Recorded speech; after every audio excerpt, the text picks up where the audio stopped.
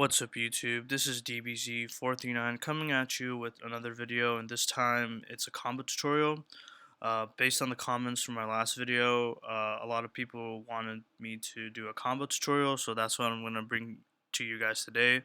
I'm going to quickly go through my matchups and then brisk through the deck list, and then we can go into the combo tutorial. But I did take this exact deck to the OTS Championship and got my Nats invite, so I'm really happy that I got it right before Tune format. So without any further ado, let's start with my matchups. So there was 5 rounds of Swiss, and then in Top Cut I lost in the semifinals. So for round 1, I played RoLaD Mitsurugi Azamina pile. I won 2-1. Round 2, I played Invoked. I won 2-0. Round 3, I played Kewl Tune. I won 2-1. Round 4, I played Magnet Warrior. I won 2-0. And then in the final round of Swiss, round 5, I lost to Elfnote 0-2. And then in Top Cut, I beat Elfnote 2-0. And then in the semifinals, I lost to RoLaD Azamina 1-2.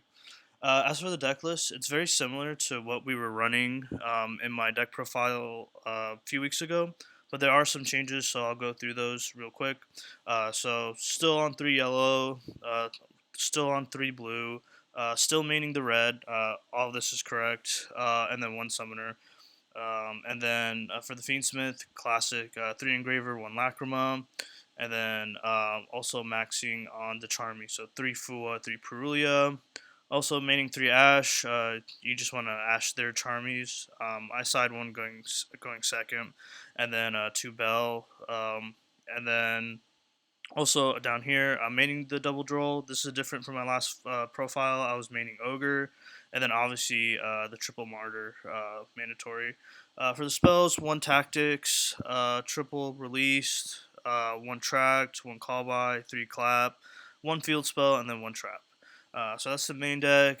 For the extra deck, there is 1 change, but most of this is the same. So 1 Desiree, double Colossus, 1 Lacrima, 1 Aerial Eater for the combo we're gonna see, 1 Necroquip, and then for the Exes, Verudris, High Wave King Caesar, and then Ptolemy for the Fiendsmith combo. This is a change from the last deck list. This was a relinquished anima, but I changed it to Close World. I think it's really good because you swarm a lot, especially on the crackback with Martyr and Summoner. So even if they get rid of the field spell, you will generate like a lot of bodies, and then like you can get rid of like a Chaos Angel. So I like this card. 1 Agnum Day, 1 SP, 1 Sequence, 1 Ripidocus, 1 Requiem. For the side, there's some changes.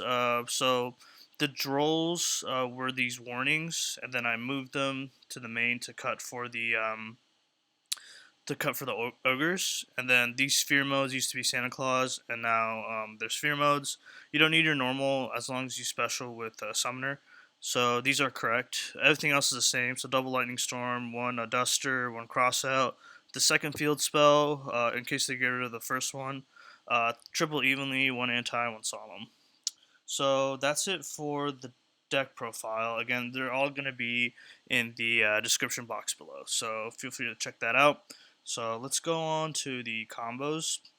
So the first one I'm going to show you is a 1 card combo with the Sacred Beast stuff. So you're going to assume that you're open 1 starter, and then you have like the discards when you're going first. So most combo tutorials, they're gonna start with like just 1 card, and then you play the 1 card. But the reason why I'm opening with like these bricks is because I want to show the line that I usually do going first, because you want to insulate your plays, and I'll show you what I mean.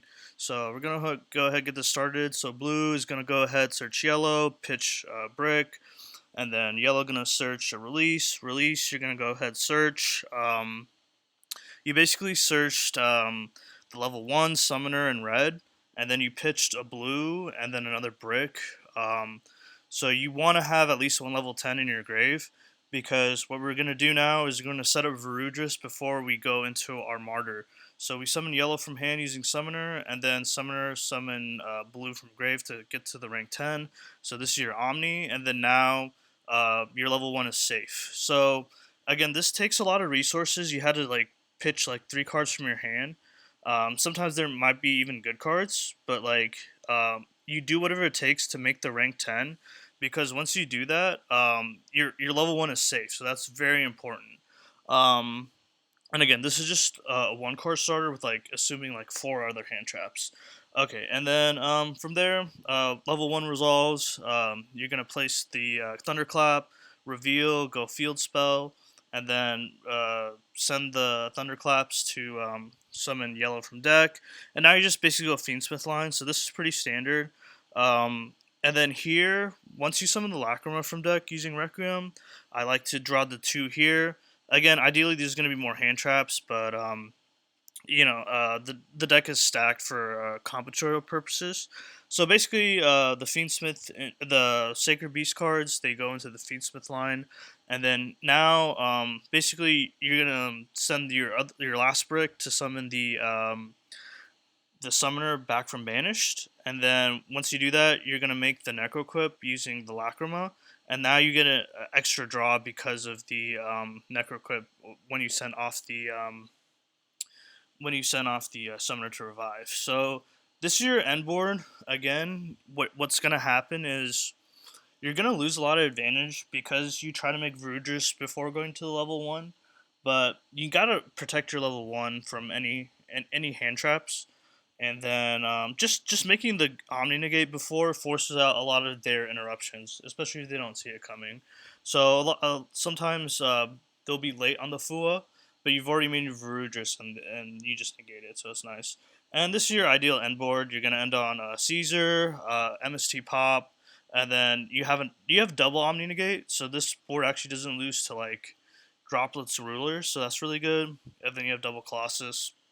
And then you have like a lot of follow up, so you never want to forget your follow up engrave like Summoner, Thunderclap, um, the level 1, and then released. And then if you have Lacrima and Requiem engraved, don't forget that as well. So those are all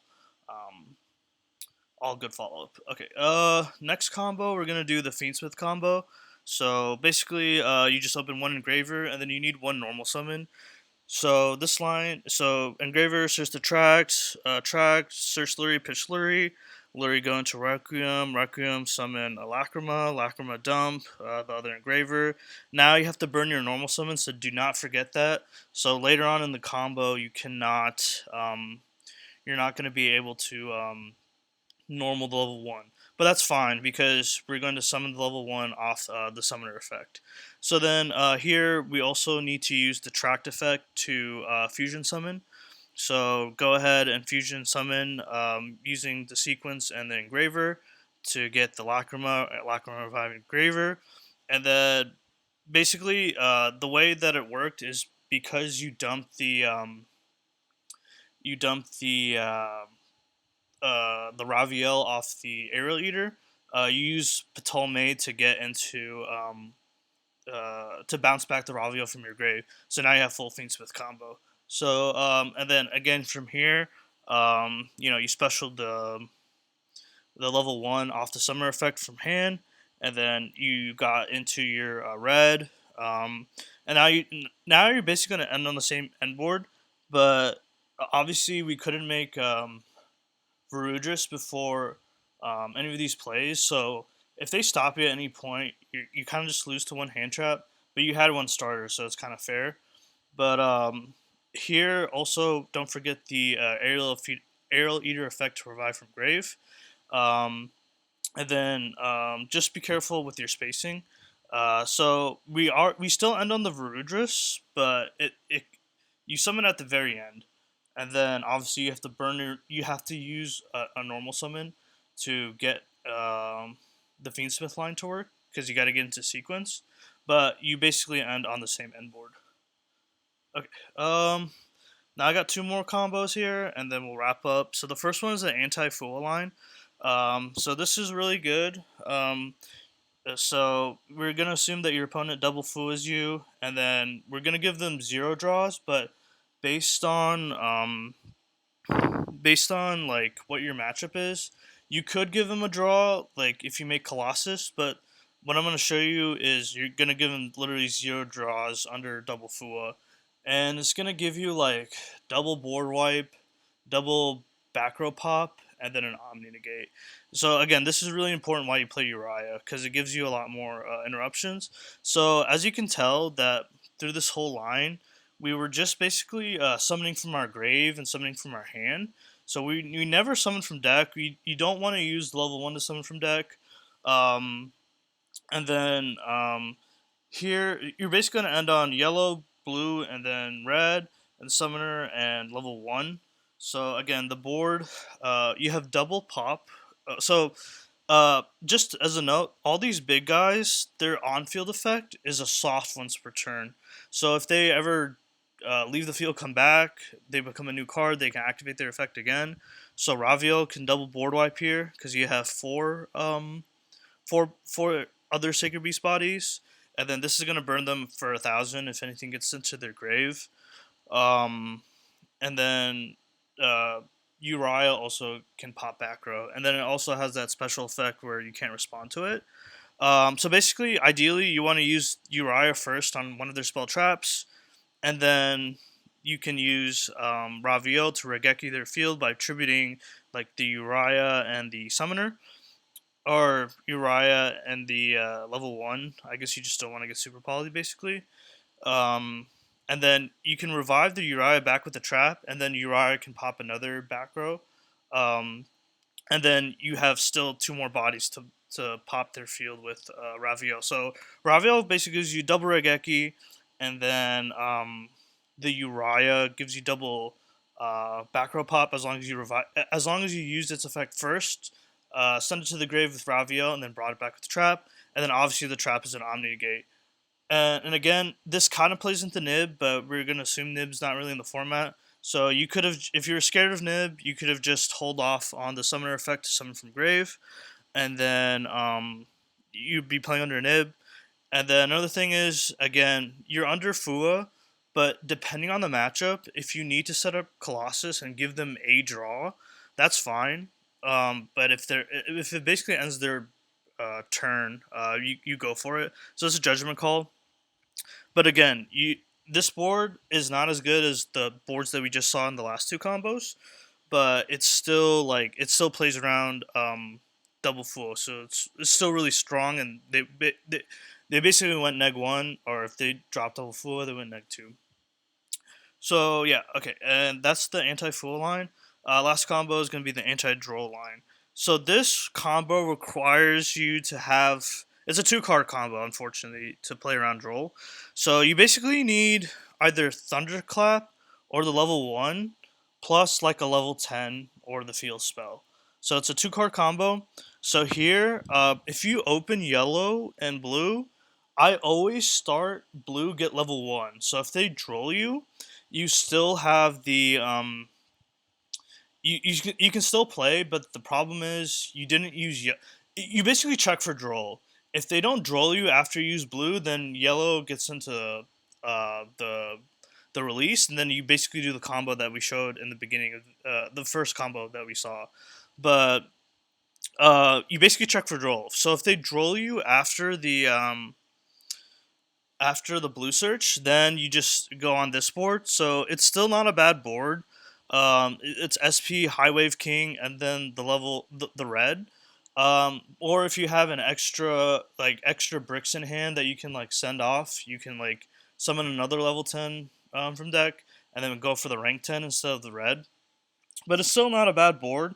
So you always want to check for droll, and again, it's a 2-card combo. So you just want to be very careful with how you want to sequence it. Like a lot of people see yellow and they just want to shotgun it. No, you got to look at your hand, test for droll, like assume that your first search is going to go through, and then if they have droll, make sure you can play. So again, it's a 2-card combo. You need the level 1 or Thunderclap plus a level 10 or the field spell. So or or it can be or you can have the field spell and the level 1, and that should still get you there as well. But yeah, those are all the combos. I know it's a really long video, but I really appreciate you guys watching till the end. If you could like, comment, and subscribe, that'd be really helpful. Thank you so much for watching, and have a nice day.